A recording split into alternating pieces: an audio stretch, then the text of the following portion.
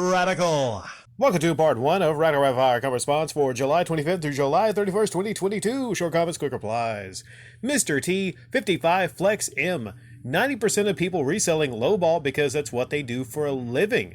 Then I said to this person, this is on a Phoenix Resale upload, well, the way he does it is Weasley.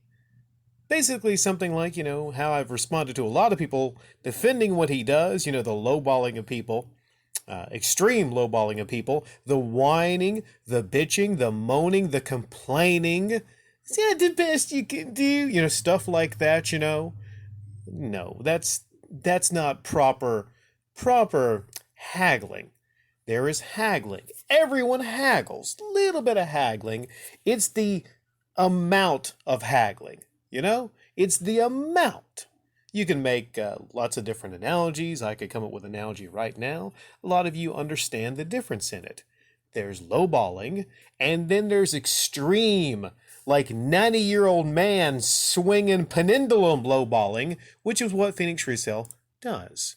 TG5455, Wiggins fits well with a team like the Warriors because he can focus on his defensive play and let Curry and Thompson get the big points. Yeah, Andrew Wiggins, he's a great player. But he fits in so well with that team because he can focus specifically on his defense. He's a two-way player, and occasionally he gets a huge dunk, but he doesn't have to really worry about the offense unless maybe Curry and Clay are having a bad night. And both of them having a bad night is kind of rare. That's why he fits in so well with that team. He has his assignment. He shut down Luka, which is not an easy thing to do. He shut down a lot of great players because he doesn't have to exhaust himself on both sides of the court. That's why he fits in with a team like the Warriors so very well. His stock is really high, but if he were to be traded to another team, his impact wouldn't be as great as it is on the Warriors. Horn Dog. This is better than Flea Market Madness without the Patreon and an easy Ian twitching and bitching. Is Ian part of Flea Market Madness? Is he? The last Flea Market Madness that I saw, it's a ways back, isn't it Pat and Frank? So I didn't know Ian was a part of that. I just thought Ian did the podcast with him. And my goal is not to be better than Flea Market Madness because it's basically mostly like I described earlier. It's just an audio documentation of my weekly flea marketing. So the production value outside maybe like a little video clip before the audios, it's really mostly for my purposes of saving it because my hard drive already is pushed to the max, so YouTube is a best. Sorry, excuse me. YouTube is a great place for that. I shouldn't eat right before these, should I? It was a good crescent roll, though. Gnark, I always have trouble with this one. Narkle420, maybe he will go to AEW, laughing emoji. Could you imagine if Vincent Kennedy McMahon just showed up at AEW one day?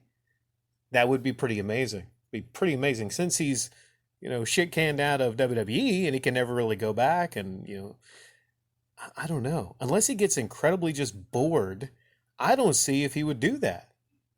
I don't see any reasoning for him to do that, but that would be just amazing. Talk about a coup. What kind of storyline would it be? Well, he just rolls in there one day.